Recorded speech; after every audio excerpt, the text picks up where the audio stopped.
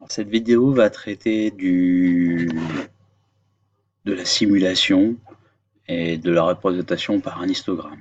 Donc voilà, alors imaginons, c'est assez simple avec Python, on pourrait même tout faire sur une ligne. Donc on veut, dans un premier temps, définir une liste qui serait une liste de tirage. Donc on peut lui dire, puisqu'on a appelé dans notre en-tête le module random, on peut lui dire, eh ben écoute, tire-moi un dé.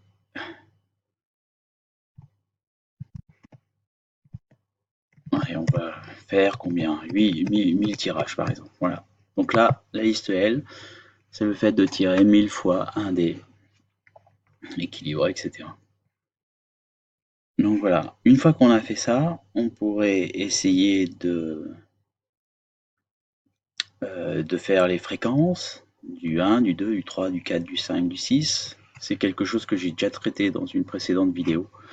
Donc là, on veut simplement lui demander de faire un histogramme. Donc voilà, histogramme. Alors, l'histogramme, on va lui dire, traite-moi la liste L. Donne-moi le nombre, je t'indique le nombre d'intervalles, je te dis qu'il y en a 6. Je te donne les valeurs. On veut que ce soit, je sais pas, moi, entre 1 et 6. Donc après, on peut gérer un petit peu différemment. Est-ce qu'on va de 0,5 à 6,5 pour avoir une représentation qui soit un peu plus agréable. Et on veut surtout que ce soit normé égale true. Vous voyez, on a ici toutes les aides possibles. Hein. Donc on peut regarder range, etc. Donc là, normalement, on va essayer de voir ce que ça donne. On lance. Donc là, il lance, il fait l'importation. Ah, et j'ai forcément oublié quelque chose. Puisque je lui demande pas de montrer l'histogramme créé. Je recommence. Donc voilà. Voilà. 1, 2, 3, 4, 5, 6. Alors après, on peut s'amuser, on peut mettre un peu plus. Voir ce que ça dit.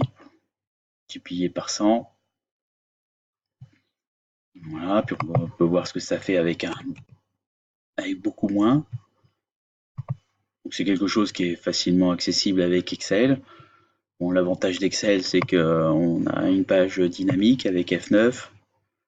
Là, on est obligé de relancer le calcul à chaque fois.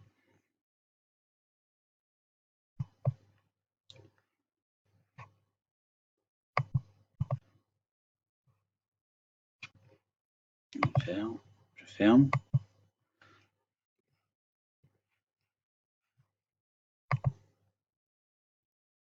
Alors, par contre, lorsque je disais qu'on pouvait le faire en une seule phrase, c'est-à-dire qu'on prend cette phrase-là, on la met là, imaginons qu'on n'ait rien fait. Et ici, au lieu de dire elle, on pouvait le faire avant, hein, mais on peut directement le mettre dedans, on peut dire que c'est...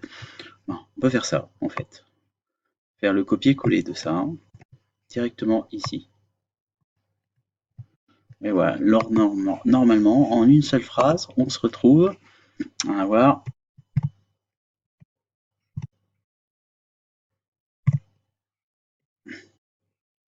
Voilà.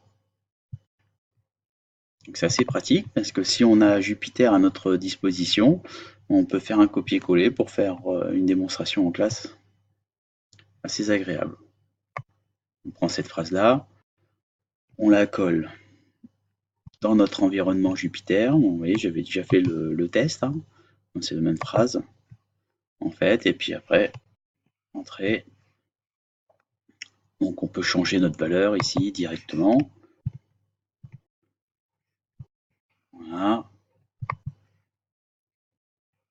Pour une présentation directe en classe.